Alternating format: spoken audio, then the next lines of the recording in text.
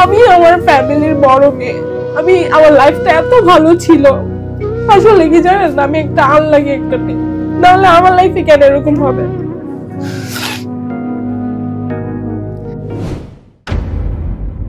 Facebook চালাচ্ছিলাম রাতে, হঠাৎ করে একটা ছেলে আমাকে নক করলো, এত রাত্রে আপনি কেন জাগা? তো আমি একটু রিপ্লাই দিইনি। সকালে লিখছে কেমন আছেন, এই সেই কত কিছু। তার সাথে আমার কথা হইলো, তার প্রোফাইল পিকচার ছিল।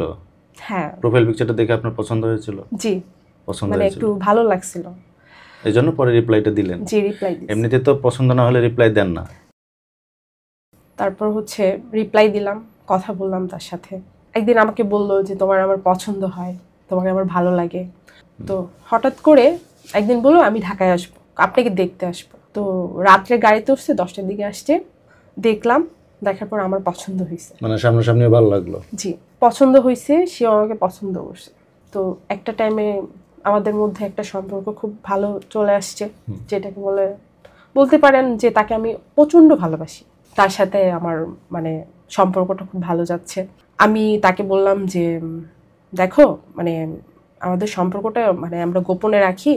আমি তো ফ্যামিলির বড় মেয়ে, আমার ভাই বোন আছে, আমার ফ্যামিলি আছে, তাদেরকে দেখতে হয়।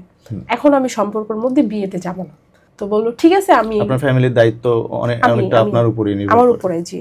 তা কি যে বললো যদি বিয়ে না করো আমি মরে যাব, হাত কাটে, এই কাটে সেই কাটে, যেটা আমি পছন্দ করতাম না।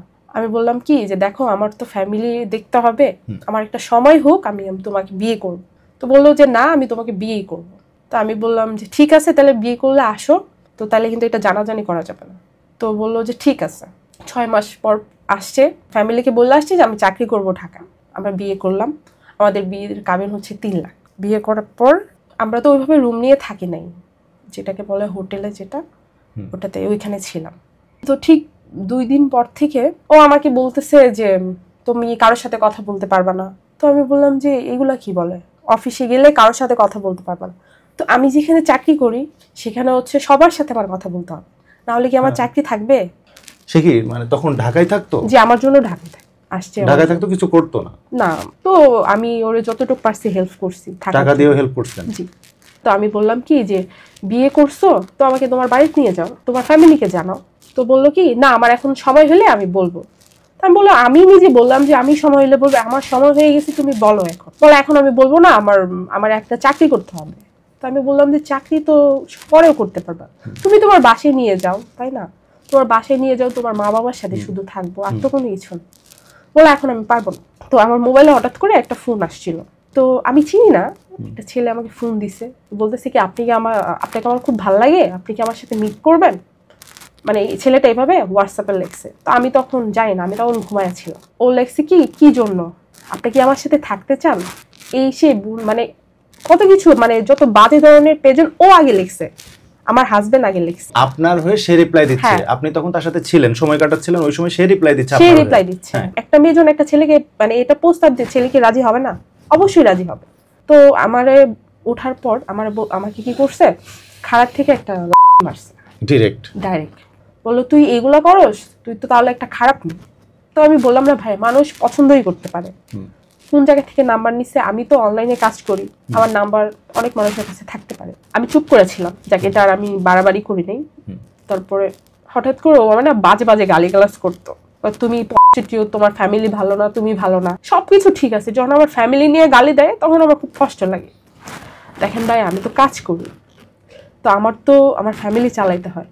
তো আমার ছোট বোন যেটা, ওটার বিয়ে দিছি আমি। এর পুরো খরচ কে করেছে? বিয়ে আমি করছি। পুরো খরচ আপনি দিয়ে তার ছোট বোনের বিয়ে দিয়েছেন? হ্যাঁ। তো আমি তো আমার প্যাটের যাই, আমার ফ্যামিলির জন্য তো আমার কাজ করতে হয়, এই জন্য আমাকে গালিগালাজ করে। তো আমার ফ্যামিলিকে আবার দেখতে হবে না? একদিন 2 দিন 3 দিন গালিগালাজ শুরু করলো। তো আমি হঠাৎ করে একদিন আমি ওকে একটা গালি দিয়ে ফেলছি। তো আমারে বলতেছে তুমি যে ধরনের বাজে বাজে গালি সব দিত। তো আমি বললাম যে আমি যদি এটাই হই, তাহলে তুমি আমাকে জাইনা নিয়ে আসলো না তোমার লাইফে? আমি কি তোমার লাইফে গেছি? তুমি আমার লাইফে আসছো। তারপরে বললো যে ঠিক আছে, তোমাকে আমি ডিভোর্স দিয়ে দেবো। তো আমি বললাম তুমি কি আমার সাথে এই করার জন্য আসছিলা? তারপর থেকে গায়ে হাত তোলা, আমার ইচ্ছা মতো গায়ে হাত তুলতো, যেটা বলার মতো নাই। আমার একদিন চার্জারের যে এগুলো আছে না, অ্যাডাপ্টারটা, হ্যাঁ, ওইটা দিয়ে খারাপ থেকে আমাকে একটা মারছে মাথার মধ্যে। মানে মানে ভাইসা ভাইসা পড়ছে, ও দাঁড়ায় আছে, ওর ভিতরে কোনো খারাপ কাজ মানে মাথা ফেটে গেছে, আমার মাথা ফেটে গেছে। আমি মানে কান্না করতেছি, ও আমার বলে কি যে অভিনয় করার দরকার নাই, এসব তোমার গায়ে এখন থেকে যাবে, তোমার শরীর দিয়ে এখন থেকে এভাবে রক্ত পড়বে, তোমার আমাকে আর ভালো লাগে না, আমার ফ্যামিলি কখনো মানবে না, তোমার সাথে আমার যায় না। তো এখানে আর কি বলার আছে ভাইয়া বলেন? আমি তো শেষ, আমার নিজের শরীরটা, আমি কখনো কারোর সাথে কিচ্ছু করিনি, ওর সাথে আমি ফার্স্ট করছি, আমি শেষ না? তা আমার নিজের শরীরটা আমি যখন ওকে দিছি, তা আমি তো সারা জীবনের জন্য থাকার জন্য ওকে দিছি, তাই না? ও যখন আমার যে ভিডিওগুলো করতো, এগুলো দেখার পর থেকে আমি মানে বলবেন না ভাই, আমি কি পরিমাণ যে মানে নিজেকে নিজে ঘৃণা করি বলার মতো নাই। ও মানে যখন এগুলো ইন্টিমেট হতো তখন সে ভিডিও করতো সব জি, কিছু, তো আপনি নিষেধ করেন নাই? আসলে আমি তো বললাম না, আমি একটা এমন একটা মেয়ে, আমি মানে কোনো কিছু প্যাচ গুছ নাই আমার ভিতরে, যে সে করতেছে সে তো ছাড়বে না কখনো, মানে যেটা বলতে পারে না, আমি এক ধরনের এমন যে বিশ্বাস করি মানুষকে বলার মতো নেই। সম্পর্কটা আস্তে আস্তে নষ্ট হয়ে যায়। ও আমারে ভালোবেসে কোনোদিন বিয়ের পর থেকে কোনোদিন কোনো কিছু দেয় নাই আমাকে, আমার বার্থডে গেছে যাই হোক গেছে, ও কোনোদিন আমাকে ভালোবেসে আছে না যে একটা গিফট বা কিছু, কোনো কিছু দেয় নাই, একটা ফুলও দেয় না। তো আমি এটার জন্য আশাও করি না। আপনি দিতেন? আমি দিতাম, আমি আশাও করি না যে এগুলো দিলে কি ভালোবাসা হয়ে যায়। ভালোবাসা তো আসে মন থেকে।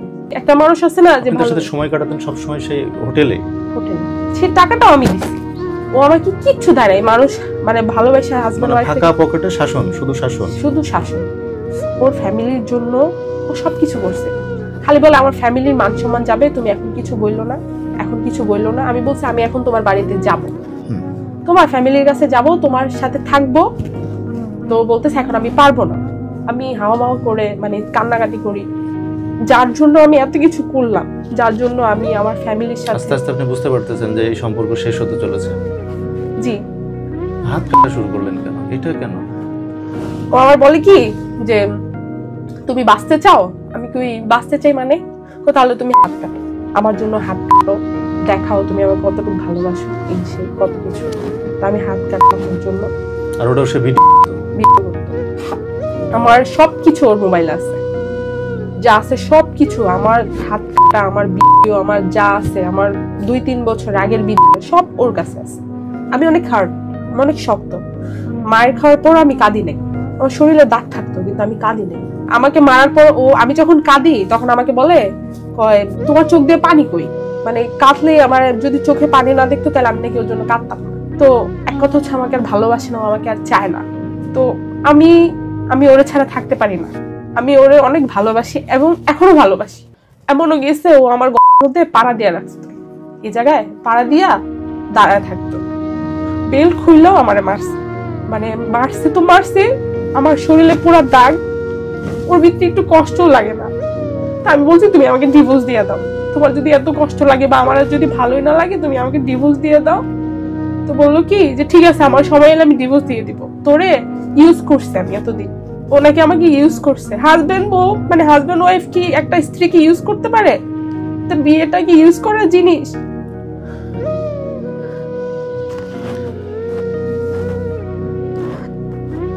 তা আমি বললাম কি যে দেখো মানুষ, আমার ফ্যামিলিকে জানাজানি হইলো, আমি কান্নাকাটি করলাম ঘরের ভিতরে। আমি আমার সবচেয়ে বেশি আমার বাপকে ভালোবাসি। আমার বাপ এটা দেখার পর মানে আর সে খাওয়া দাওয়া ছেড়ে দিছে। তো আমি একবার না 2-2বার চেক করতে গেছি, শুধু মানে আমি বাঁচতে পারবো না, যে অবস্থা আমার লাইফে গিয়েছে আমি আর বাঁচতে পারবো। আমি ওর জন্য যেভাবে কান্না করছি, আমি কাঁদতে কাঁদতে আমার এই গলাটা ব্যথা চলে আসছে, আমার মানে মুখটা মানে ফাইটটা যায় যখন আমি কান্না করি। মানে আমি কি বলবো, আমি কি ভুল কাজটা যে করছি ওর বিশ্বাস করে। আমার 2 বছরের ছবি এবং সবকিছু ওর কাছে এখনো। আমার কথা হচ্ছে পুরুষ মানুষ কেন এরকম, যে পুরুষ মানুষকে তো বিশ্বাস করে তার সাথে সবকিছু করা, তো এইগুলো আবার মানে স্ক্রিনশট দিয়া ভিডিও বিশ্বাস করে, এটা কি ধরনের জিনিস? তারপর হচ্ছে ভাইয়া আমাদের ডিভোর্স হয়ে গেছে, আমি নিজে যাই ডিভোর্স দিয়ে দিছি। 4 মাস আগে ডিভোর্স দিয়ে দিছি, গত 4 মাস আগে সহ্য করতে না পেরে আমি ডিভোর্স দিয়ে দিছি। ডিভোর্সের পর আমি 5-6 দিন মানে আমি বিশ্বাস করে আমি 15 খাইছি। 2 দিন আমি মানে কোনো আমার মানে হুঁশ ছিল না যে আমি কই আসি, কি করতেছি। আমার বাপ মা কান্নাকাটি করতেছে, মানে তারপরে আমি একটু ঠিক হচ্ছি একটু একটু করে। তো ওই দিনও আমি অনেক হাত কাটি, যেটা আমি জীবনও এগুলো আমি পছন্দ করতাম না, যেটা আমি দেখলে মানুষকে বলতাম যে এগুলো ঠিক না, সেই কাজটা আমার করতে হয়েছে। তারপরে হয়েছে কি, ওই যে বললাম না আমার একটু বিশ্বাস, আমি মানুষকে খুব তাড়াতাড়ি বিশ্বাস করি। তো কি করলো, মানে আমার থেকে মাপ চাইছে যে আমার ভুল হয়ে গেছে, তোমাকে আমি ভালোবাসি, ঠিক আছে আমি তোকে নিয়ে যাব। আমার কি স্বপ্ন জানেন ভাইয়া, যে আমি ওর সাথে থাকতে চাই, আমি ওকে মাফ করে দিছি। পরে কি ডিভোর্স উইথড্র করছিলেন? না না, ডিভোর্স একদম হয়ে গেছে। ডিভোর্সের পরও আমি ওর থেকে মাফ করে দিছি, আমার থেকে আসছে। তারপর সেটা তো হারাম সম্পর্ক। হ্যাঁ, এটা হারাম সম্পর্ক, এটা আমি জানি। ও কান্নাকাটি করতেছে, আসলে কি জানেন, যে শুনলাম যে একটা ছেলে নাকি একটা মেয়ের জন্য যদি কান্না করে, এটা নাকি সত্যিকারই কান্না। তো আমি বললাম ঠিক আছে, তো 2-3 মাস যাক, বিয়ের তো 3 মাস পর বিয়ে করতে হয়, আমার ডিভোর্সের 3 মাস পর। তো বললো যে ঠিক আছে। তো এখন কথাটা হচ্ছে কি, যে আমার ভিডিও কথায় কথায় বলে ছাড়া দিবে, আমাকে করে, আমাকে বলে যে তোমার সাথে আমি থাকতে চাই, যখন সময় হবে তখন বিয়ে করব। তো আমি এটা চাই নাই। ওই দিনও আমাকে কি করছে, পাশের মার্কেটে আমি একটু জিম করি, তো পাশের মার্কেটে আসছে, আসার পর ওর বেল্ট আছে না, প্যান্টের যে বেল্টটা, আইসা আমাকে ওইখানে শুরু করছে জিমের ভিতরে। হ্যাঁ, মানে নিজের কাছে এত ঘৃণা লাগছে যে আমি কার সাথে সম্পর্ক করছি, কাকে বিয়ে করছি। আমি চাই যে কোনো মানুষ, যে মানে ছেলে মানুষকে বিশ্বাস জানে এভাবে না করে যেভাবে আমি ওকে বিশ্বাস করছি। আমি যখন চাকরি করতাম, নিজে টাকা খরচ না করে ওকে দিতাম। ও আমার থেকে কখন টাকা চাইতো কিভাবে জানেন, তুমি আমার 10,000 টাকা দাও, আমি 10,000 টাকা কেমন আনবো, আমি কি শুয়ে এনে দিব, আমি কি শুয়ে টাকা এনে দিব, তাহলে আমার শুইতে হবে, আমি কি শুয়ে এনে দিব, তুমি শো, তাইলে আবার বলে। আমি আমার ফ্যামিলির বড় মেয়ে, আমার লাইফটা এত ভালো ছিল। আমার বাবা যখন আমার জন্য বিয়ে ঠিক করছিল ইতালিতে, আমি শুধু ওর জন্য না করছি। আসলে কি জানেন, আমি একটা আনলাকি একটা মেয়ে, নাহলে আমার লাইফে কেন এরকম হবে। আমার কথা হচ্ছে, আমি ওকে আর চাই না, আমি ওকে আর চাই না। আমি আমার মতো করে থাকবো, আমার ফ্যামিলি যখন সময় হবে। একটা কথা কি জানেন ভাইয়া, যারা ডিভোর্স হয়ে যায় না, যখন শুনে একটা মেয়ের যে বিয়ে হয়েছে, তখন এই মানুষটা যতই ছেলে ভালো, তখন ওই ছেলেটা বলবে যে মেয়েটা আসলে খারাপ। ওরা বলবো যে ডিভোর্সি মেয়েটাই খারাপ, ডিভোর্সি মেয়েটার সাথে কি কি হয় তাহলে এটা জানতে চায় না মানুষ। আমি চাই নাই যে আমি ডিভোর্সি হই, আমি কখনো চাই নাই যে আমার জীবনে এই দাগটা লাগুক। আমি অনেক হাসি খুশি একটা বিয়ে ছিলাম। এখান থেকে বের হয়ে আপনি একটা জিডি করবেন তার নামে, যে আমার প্রাক্তন স্বামী, যাকে আমি ডিভোর্স দিয়েছি, সে আমাকে ডিস্টার্ব করতেছে এবং সে স্বামী থাকা অবস্থায় আমার ছবি সংগ্রহ করে এখন সে আমাকে হুমকি দিচ্ছে। আপনি আজকে একটা জিডি করবেন, আপনি এই কথা আমাদের সবাইকে দিয়ে যান যে আপনি আজকে একটা জিডি করবেন। এরপর তার চিন্তা আপনি মাথা থেকে বাদ দিবেন। ইভেন আপনি যে কাজগুলো করছেন তার জন্য, এই কান্নাকাটি থেকে শুরু করে সবকিছু, সেগুলো থেকে আপনি নিজেকে বিরত রাখার চেষ্টা করবেন। এটা কি কথা দিতে পারবেন আপনি আমাদেরকে? আমি আর কখনো এগুলো করবো না। আমি বাঁচতে চাই আমার মতো করে, আমার লাইফটা আমি আবার গুছাতে চাই ভালো করে। আমার ফ্যামিলির জন্য আমাকে বাঁচতে হবে, সবসময় ভালো থাকতে চাই, হাসি খুশি থাকতে চাই।